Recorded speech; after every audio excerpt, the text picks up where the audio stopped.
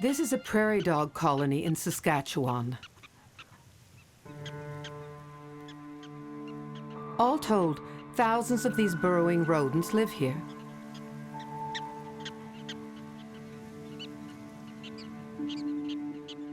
And this is home for one prairie dog family.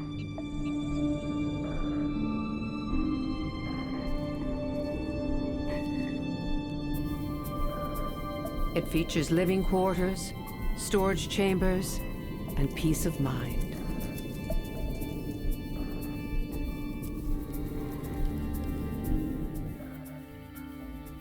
The burrow is a safe haven from all the prairie dog's predators. Except for the one predator that can creep down the burrow at night and strangle them while they sleep. For generations, prairie dogs here have slept more soundly. Because the last time a black-footed ferret hunted in Saskatchewan was almost a century ago. That's about to change.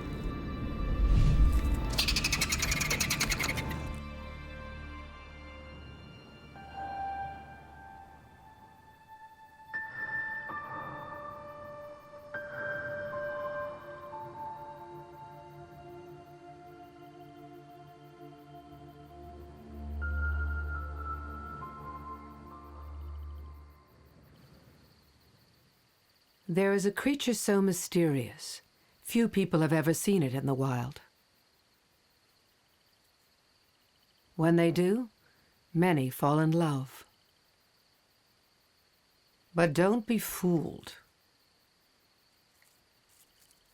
Behind the masked face beats the heart of a prairie bandit. It is a black-footed ferret. Black-footed ferrets are solitary creatures. They can be very secretive, and they're mostly out only at night.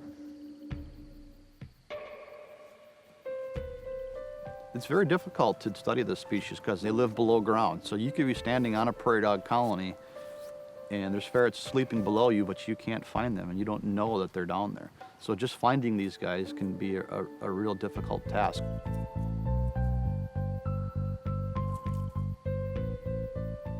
Black-footed ferrets are an endangered species. They were once so rare they were thought to be extinct.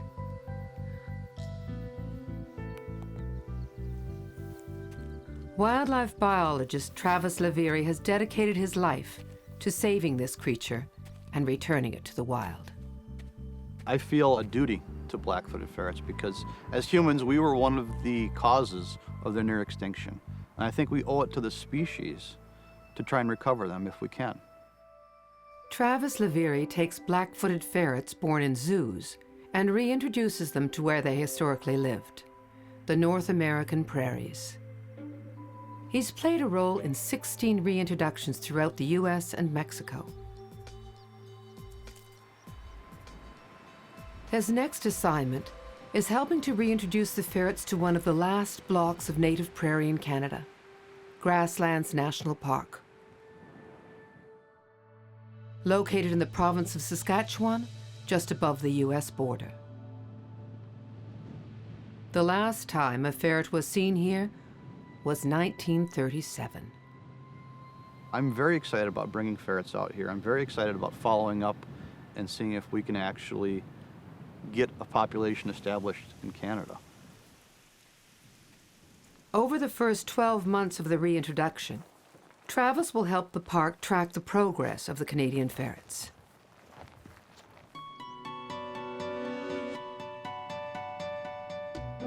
It's autumn, and the day of the black-footed ferret's reintroduction into Canada has finally arrived. This van contains the precious cargo.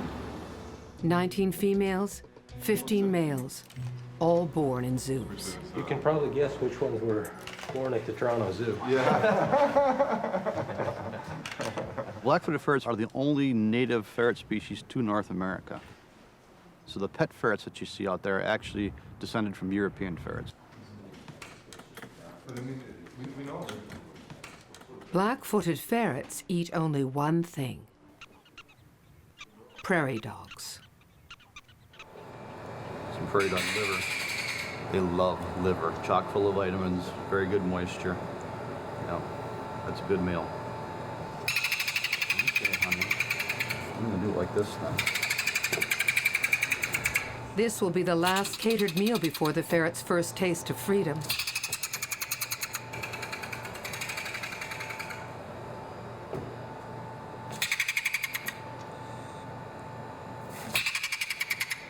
Black-footed ferrets evolved into what biologists call specialist predators. That means they specialize in hunting prairie dogs. As a result, the only place they can survive is a prairie dog colony. So we're going to go a little bit to the left here. Mind you, we've got Travis, 600 meters. Parks Canada biologist Pat Fargy, and Calgary Zoo researcher Natasha Lloyd are on one of the park's prairie dog colonies. They are marking the spots where the ferrets will be released. Years of research have already been spent determining this habitat can support the ferrets, even with a drought that has taken its toll on the landscape. Well, we walked past it. I'm sorry, guys. 18 meters.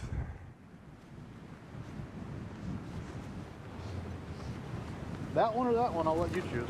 Grasslands is the only place in Canada where prairie dogs are now found. And it's in their burrows that the ferrets will find food and shelter. Looks like a great home for a Blackfoot ferret. A great home indeed. Let me guess. 371 meters to the south. The black-footed ferret's dependency on prairie dogs is a relationship that has served them well in good times, but not in bad.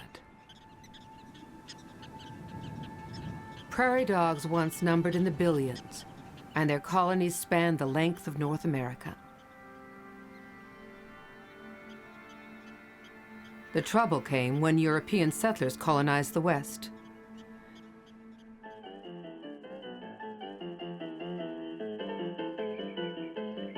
They saw the prairie dogs as pests that ate copious amounts of grass and dotted the landscape with dangerous holes. The U.S. government sponsored their extermination. Beginning in the early 1900s, it handed out free poison by the bucketful. Combined with the conversion of land to farming and the introduction of new diseases, the end result was the prairie dog's range and population crashed to 2% of what it used to be. Large areas of prairie dogs that existed throughout the grasslands started to become fragmented into small island populations. And as they became fragmented into these small islands, black-footed ferret populations got sucked right down into a vortex of extinction. And that drew them right down to literally 18 animals in the 1980s. These 18 black-footed ferrets, found in Wyoming, were the last in the world. Researchers captured them and began breeding them in zoos. By 1991, there were enough young that researchers could start putting the species out in the wild again.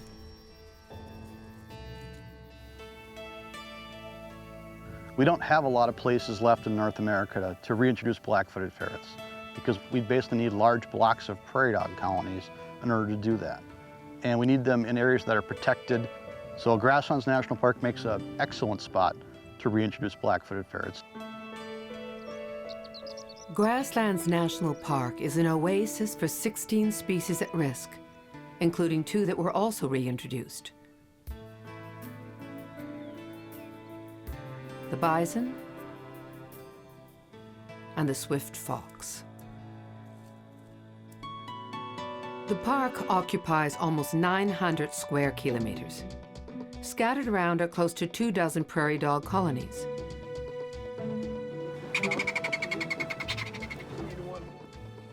Ferrets are being released only onto colonies where prairie dog numbers are high enough to support the ferret's needs. She's gonna come out this way. Let's all stand back here. Reintroducing nearly extinct species back into the wild is always a gamble. It will be no different here. For the ferret will not just be the hunter, it will also be the hunted.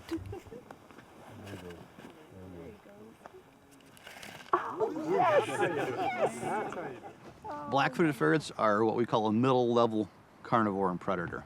So they eat things, but they also get eaten by other things. So they're on the lookout for coyotes, great horned owls, badgers, bobcats, and even hawks in the early morning can sometimes take a black-footed ferret.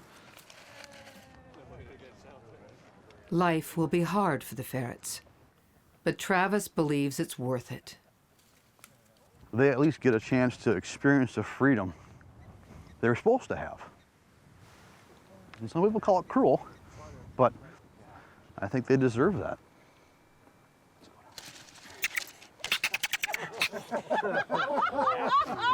That worked really well, I'm not ready yet. There we go. He's down. Yeah, way to go, guys. Yeah. Give yourselves a hand. All ferrets released, returning to our vehicles. The crowd departs, but Travis stays behind. He can find ferrets in total darkness.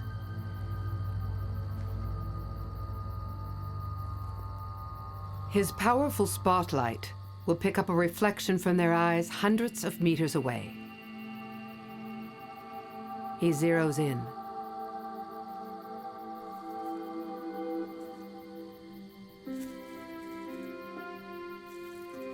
The ferret responds with a display Travis has nicknamed the Ferret Happy Dance. No one is sure why ferrets do it.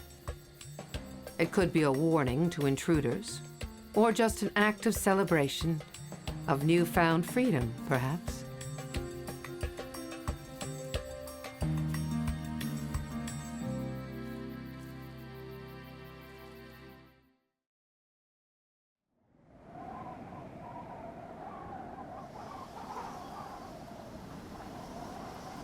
Winters in Grasslands National Park are brutal.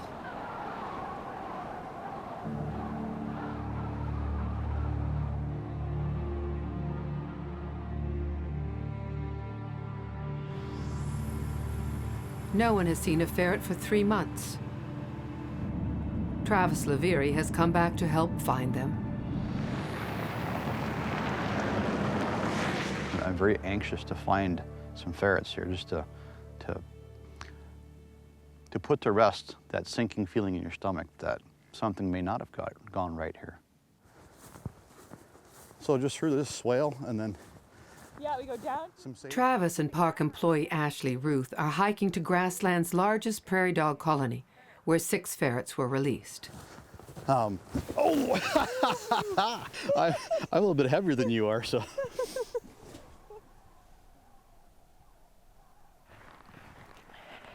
He's teaching Ashley how to track ferrets in winter. That's about what ferret tracks should look like in the snow. So we're looking for this pattern going looking from for about that pattern. burrow to burrow. Exactly, exactly. Right now we're heading into breeding season. The males will try to find as many females as they can and breed as many females as possible. To find receptive females, a male might have to cross an entire colony or even travel to another, all the while exposed to predators. But see, look at, there's almost like a double track there. It's not ferret tracks they find. That's coyote. Okay. You can kind of see the canine shape there of that, very similar to a dog. Yeah, that looks very coyote-like. The coyote came into here. They retrieve a memory card from a motion-activated camera set up on a burrow where a ferret was released last fall. They hope the photos will produce the first proof that the ferrets are surviving the winter. Okay. The photos start in early November. There's a prairie dog in the daytime.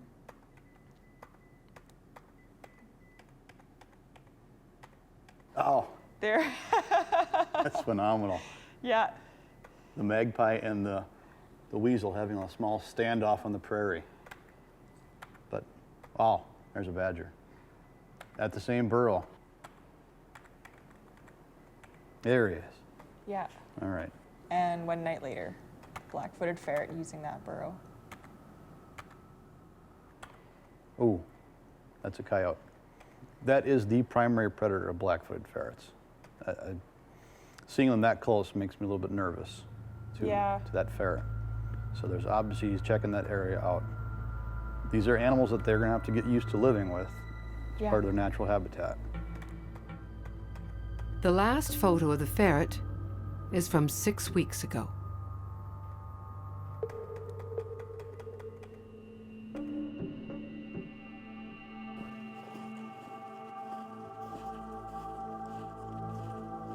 Back in the colonies, Travis discovers another danger for the ferrets.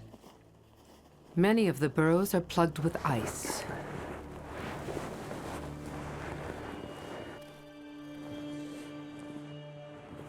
Black-tailed prairie dogs this far north do something no others do. They go into short periods of hibernation. And while they sleep, their body heat turns the snow to ice, making the burrow impassable.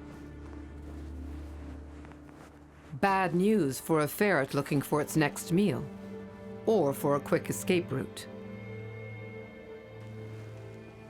The ferret's out fighting for his life, trying to find prairie dogs yet, fighting against badgers and coyotes and other things out here.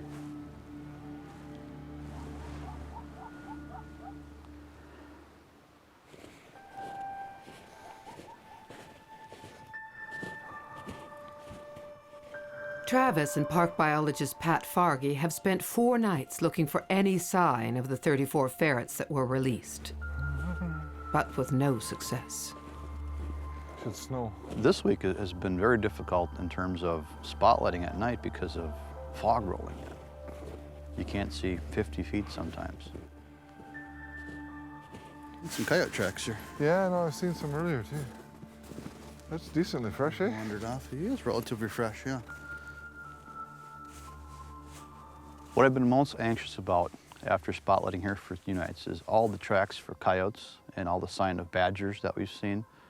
We know that there's probably some great horned owls in the area also, yet we haven't seen a lot of ferret sign yet. One of the main suspects in the ferret's disappearance is the park's population of owls. We're interested in finding these roosting places near where the ferrets release because we're a little concerned that the ferrets may be being preyed upon by great horned owls.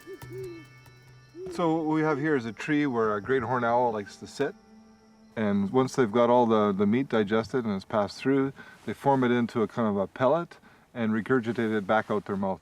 So you look at this one here, this is a pretty good one. It looks like here he was eating a bird. You can see there's some, it looks like matted feathers and some very fine little bones. Before being released, each ferret was implanted with a microchip so they can be ID'd. If the owl has eaten a ferret, the microchip will be detected. And we'll be able to scan it and get a reading. This owl clearly hasn't been eating a ferret.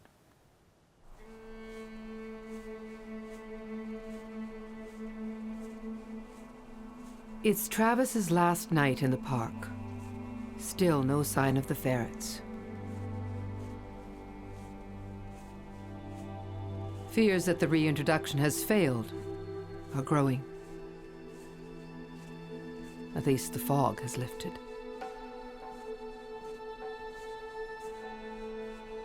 The temperature has dropped to minus 15 degrees, and the hours tick by.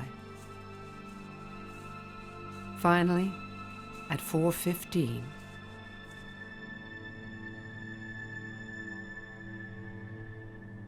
Ashley and Krista, it's Travis. Got a ferret over here.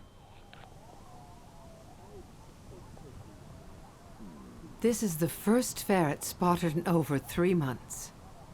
He's cautious, constantly periscoping, but never leaving the safety and warmth of the burrow. He watches the intruders for 20 minutes, then suddenly, he's gone. I was getting a little bit worried after the past few nights with fog and then not finding anything. Yeah. It did appear to me to be a male, just by the size of his head. Well, I certainly hope there's some females out here. Establishing the ferrets back in Canada will depend on the males finding the females. The reintroduction of the ferrets will be successful only if they breed and produce young. Survival isn't enough.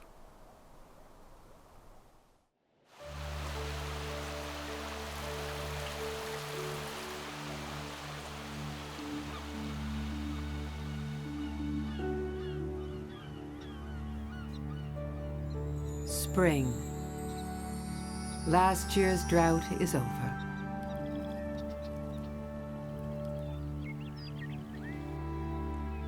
It's pretty easy for folks to get the majesty and grandeur of mountains and lakes and trees and things like that. But there's just as much going on out here as there is in any other ecosystem in North America. And nowhere more so than the prairie dog colonies. That's because prairie dogs are ecological magnets that attract a menagerie of creatures. Some, like the ferrets, come to eat them, while others find the grass always greener on the colony.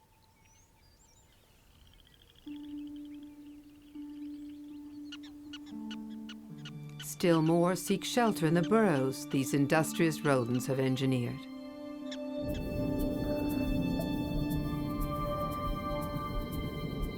It's the prairie's version of a supermarket and a hotel rolled into one.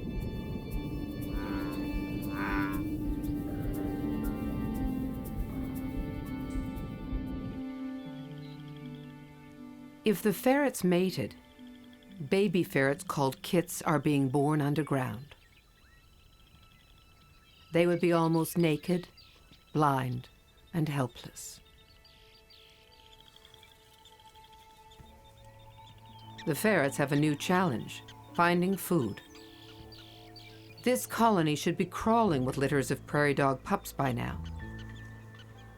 But there's only one to be found. And it's the same throughout the park. This year we have seen lower than average prairie dog population numbers, and probably a big part of that is just really the natural fluctuations, and it's an expression of the dry year we had the year before. Because of last year's drought, many prairie dogs lacked enough fat reserves to survive the harsh winter and reproduce. The timing for a population crash couldn't be worse for the ferrets. A female with kits needs to eat at least one prairie dog per day.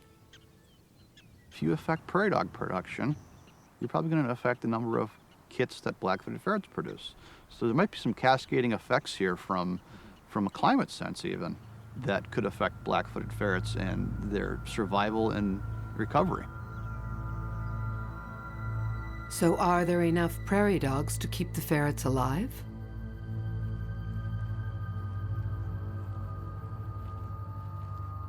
An answer comes at 2 in the morning. A female. When she's confident the coast is clear, the ferret goes hunting in almost total darkness.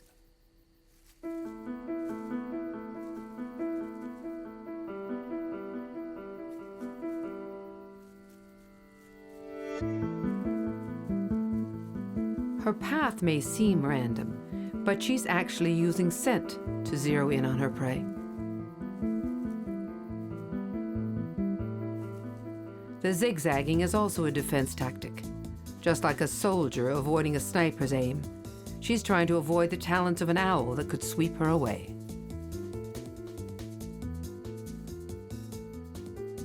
The challenge for them is to avoid being eaten by something while you're trying to kill something as big as you are and eat it. Black-footed ferrets creep down to a prairie dog burrow at night.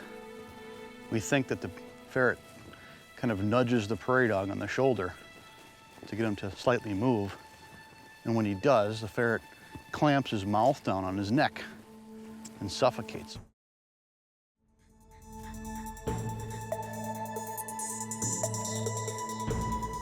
There's a reason why ferrets hunt at night. This is what happens when one takes on a wide-awake prairie dog in the full light of day.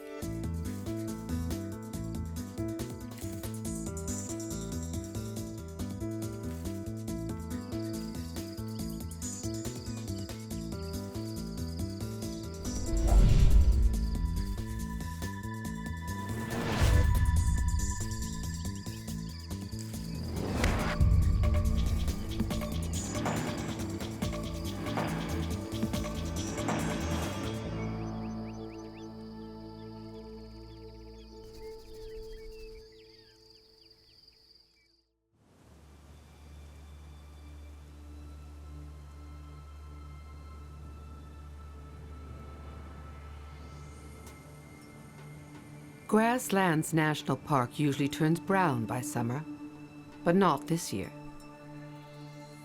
The rains have persisted.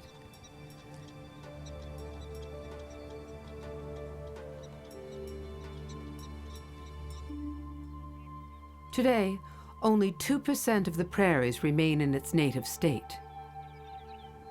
So grasslands is a sanctuary for endangered species and the researchers who study them. Got her.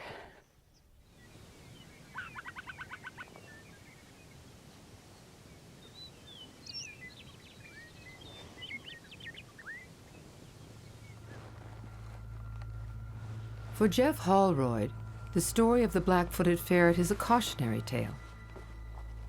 He studies a creature that also occupies abandoned prairie dog burrows.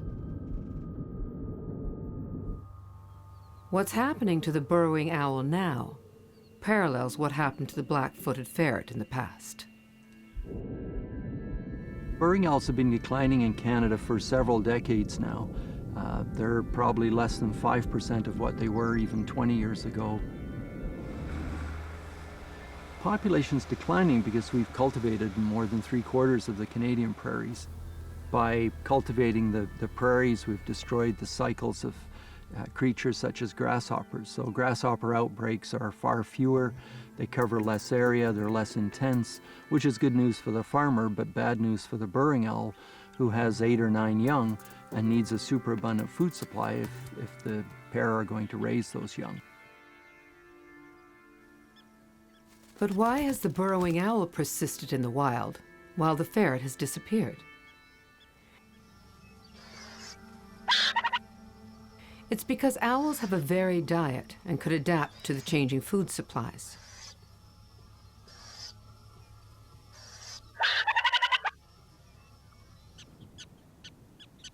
For ferrets, it took a collapse in only one species, the prairie dog, to seal their fate.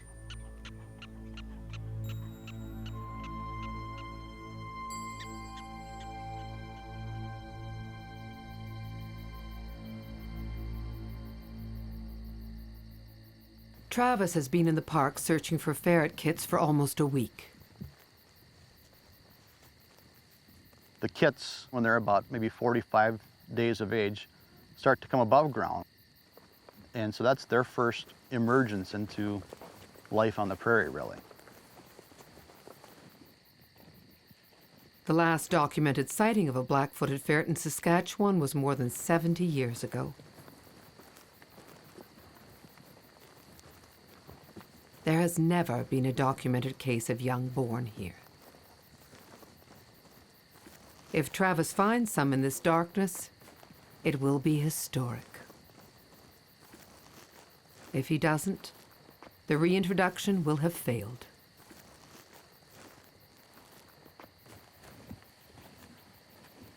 Oh, there's some eye shine. There's 2 of them. Yes. There's one farther to the right. I see one on the move. Yep. Yep, and they're gonna come together here in a second, I think. Yep, it's moving across to the one on the right, eventually. I was able to count 3 kits with Mom, so I had 4 heads all up at one point in time. And there's the other one on the left, okay. It was just a thrilling feeling to find that black-footed ferret kits are surviving in Canada. The kits move about freely in the dark, thanks to eyes that have evolved to amplify the available light. The kits were certainly in play mode. They were chasing each other, wrestling, tackling, and exploring a little bit also. The goal of the game is to playfully bite each other's neck. It's how they will eventually kill a prairie dog.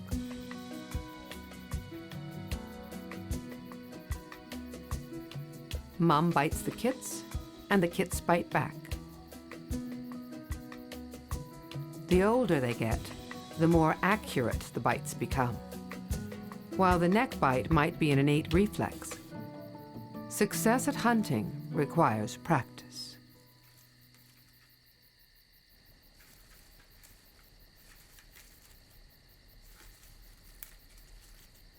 Mom's detected a prairie dog, but the prairie dog has plugged the burrow.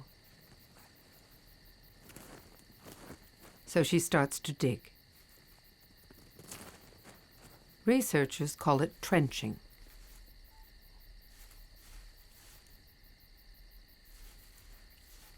In less than 2 hours, a ferret can move over 20 kilos of soil.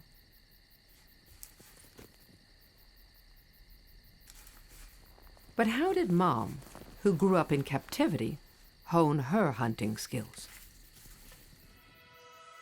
Before her release, she went to ferret boot camp in Colorado. Every captive ferret signed up for the reintroduction must first spend a month at the Ferret Conservation Center, run by the U.S. Fish and Wildlife Service. Here, the recruits are placed in outdoor pens and exposed to prairie dog burrow systems and live prey. By doing this preconditioning, the chances of a captive ferret surviving in the wild increases threefold.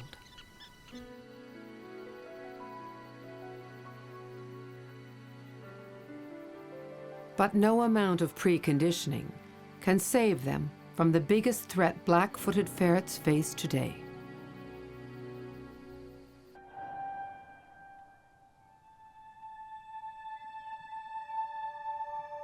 Something strange has happened at Grasslands National Park in Saskatchewan. On a small, isolated prairie dog colony, in a remote corner of the park, all the prairie dogs have disappeared. The fear is plague. When you hear the word plague, it is that exact disease, bubonic plague, the disease that killed a quarter of the human population in the 1300s. It is a deadly disease that can wipe out prairie dogs and black-footed ferrets in a matter of months. Fleas brought plague to North America more than 100 years ago. And because it is foreign, many species have no resistance.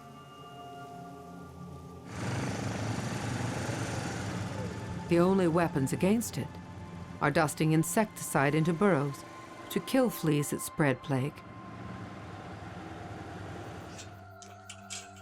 and immunizing ferrets with a newly developed vaccine. But even so, plague is still the deadliest killer of prairie dogs and ferrets today.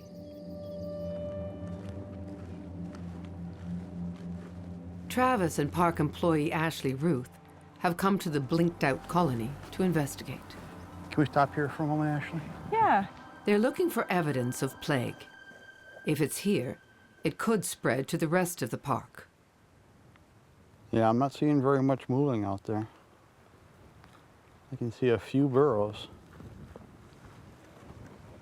but nothing standing near them. Our presence should have elicited a response from prairie dogs. They would have started barking or doing something to alert others of our presence. Bug spray will keep fleas off. But even if contracted, plague is easily treated in humans with antibiotics. Prairie dogs are not so fortunate. And so the last time this colony was known to be active was... It was this past fall, and there were some burrows that looked like they had been maintained. That's completely collapsed in. Yeah, it has collapsed. It's not just the burrow that has collapsed. The entire prairie dog colony ecosystem has as well. Here you can see how the vegetation has all grown up. They swab a burrow for fleas. The carbon dioxide in Travis's breath will trick any fleas into thinking the cloth is an animal.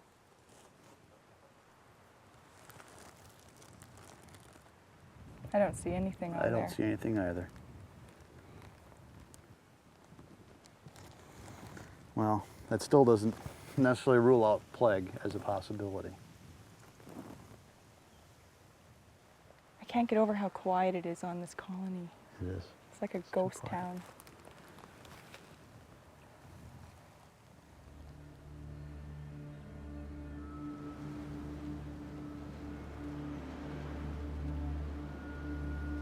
Two weeks later, a dead prairie dog is found in another colony.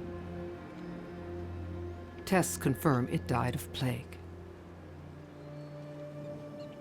But other prairie dogs still look healthy. So was this an isolated case, or is an outbreak imminent? Travis doesn't want to take any chances.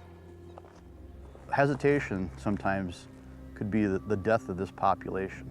So I hope that they're going to be considering using some of the tools that are available to mitigate plague, such as dusting. But in the absence of an outbreak, park officials are hesitating. How the insecticide will affect a colony's biodiversity is not fully understood.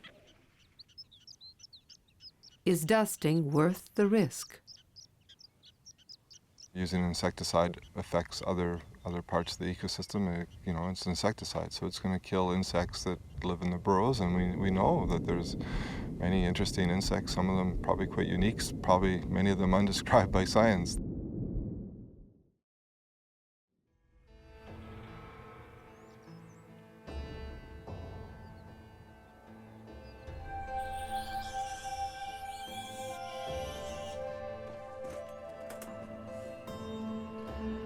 In the past 4 years, Tara Stevens, a population ecologist with the Calgary Zoo, has trapped thousands of prairie dogs in the park.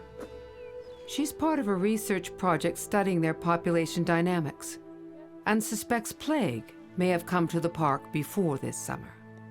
That's because scientists have discovered it doesn't always occur as an outbreak that kills everything. They've found in the States now that plague can be in colonies and not wipe everybody out. So it's still a risk and needs to be taken seriously, and we need to be vigilant. What are the plans? Any dusting or things like that? I don't like the idea of coming through and dusting everything. I think that if we're going to do it, because we don't know how much of prairie dog dynamics are attributed to plague, I think that a responsible thing to do would be to dust portions of colonies and then leave some portions of the colonies not dusted. You could easily lose colonies week by week. I just hope the timing of things, what's happened with South Gillespie blinking out, Yep. a plague-positive prairie dog showing up, and the dip in prairie dog numbers makes me a little bit nervous that something might be going on and we might need to be ready to take action very quickly. We really don't know what is happening here, which is why it's exciting to be doing research here, because there's so many questions and so many things to be answered. The decision to use the insecticide is put on hold. The released ferrets have all been vaccinated for plague. but not the kits born in the wild. They are at risk and need the vaccine as soon as possible.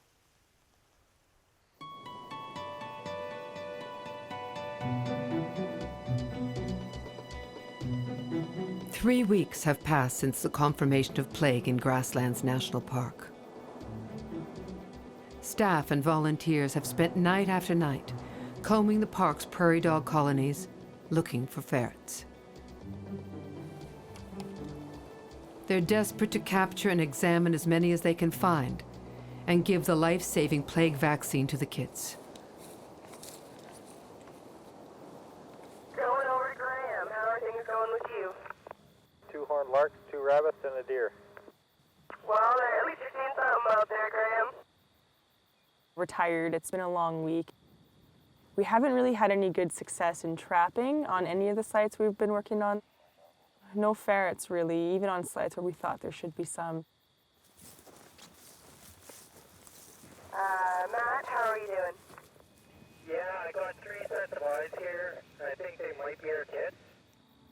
Finally, the team gets a break. The mother and her kits are spotted. This is awesome. I can't believe how lucky we are. Oh, there's another one right there. Gosh, you know, 3 nights of looking before this and not a hint of it. To capture the ferrets, long, narrow traps are placed in the burrows where they popped up. The trap is covered to trick the ferret into thinking the burrow is longer. When the ferret pops up again, a trapdoor snaps shut behind it. The mother and 2 of the 3 kits are caught. They are put in tubes that resemble burrows to help calm them. Then the ferrets are rushed to a mobile vet clinic by biologist Pat Fargy.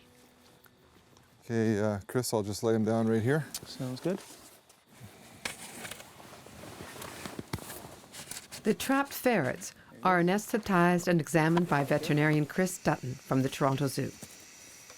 There's no obvious fleas coming off him at the moment. That sometimes happens when The gas the goes in? gas, yeah, so that's good.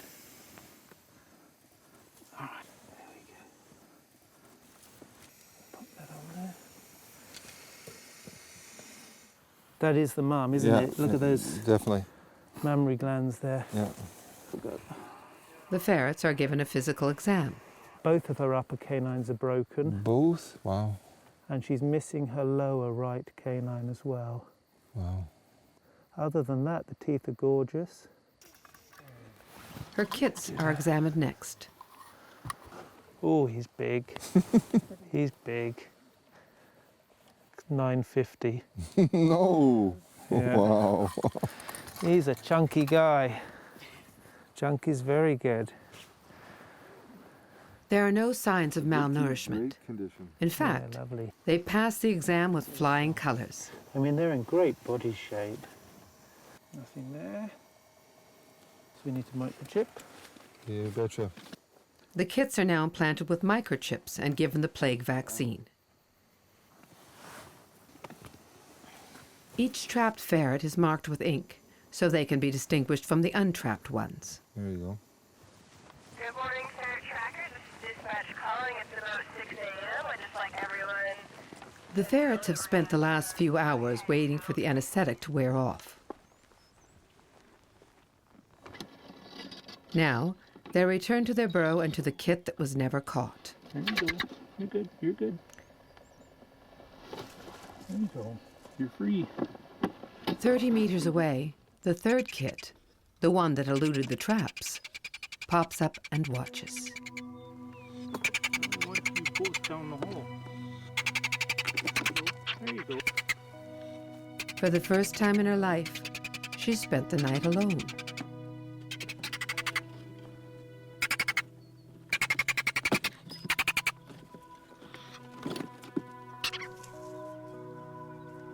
Now the mother wants to reunite her family.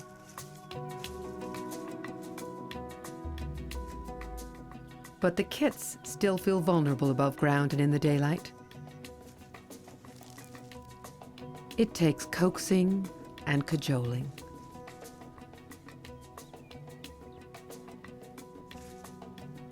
Finally, 30 minutes later, the first family of kits born in the wild in Canada in 80 years is together again.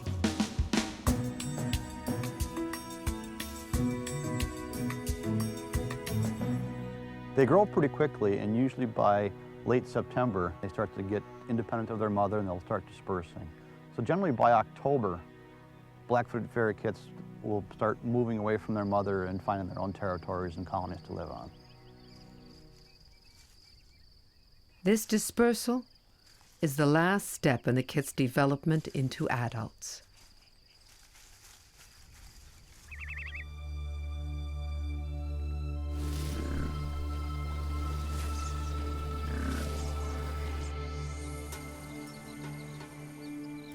It's been a year since the first reintroduction. Out of the 34 ferrets released, only 9 are found alive. 3 ferret kits are born in the wild. A second nursing female is caught, but no one has seen her young. They've identified females throughout different portions of the park that have survived, but not all of them were bred. That being said, having reproduction is the benchmark to reach in black-footed ferret recovery. The seed's been planted.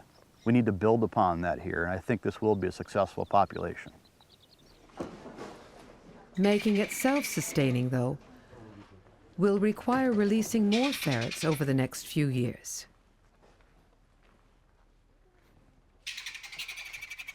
We're gonna find males to put in with those females that we know were out there that didn't have a chance to breed last year. And we're really hopeful that next year we'll, instead of 2 litters, we'll have 4 or 5 or 6. 1 year after the first release, an additional 15 ferrets are being set free. More than anything, the fate of the ferrets depends on the prairie dogs.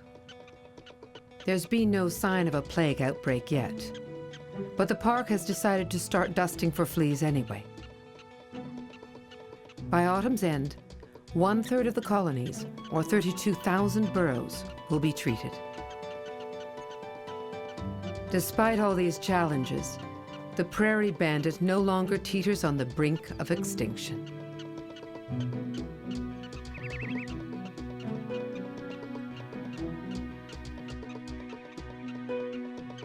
I'm proud to say that they're not the most endangered mammal in North America anymore, because we have nearly 1,000 out in the wild and 300 in captivity. So we've done, I think, a tremendous job so far in recovery of the black-footed ferret, but we have a ways to go yet.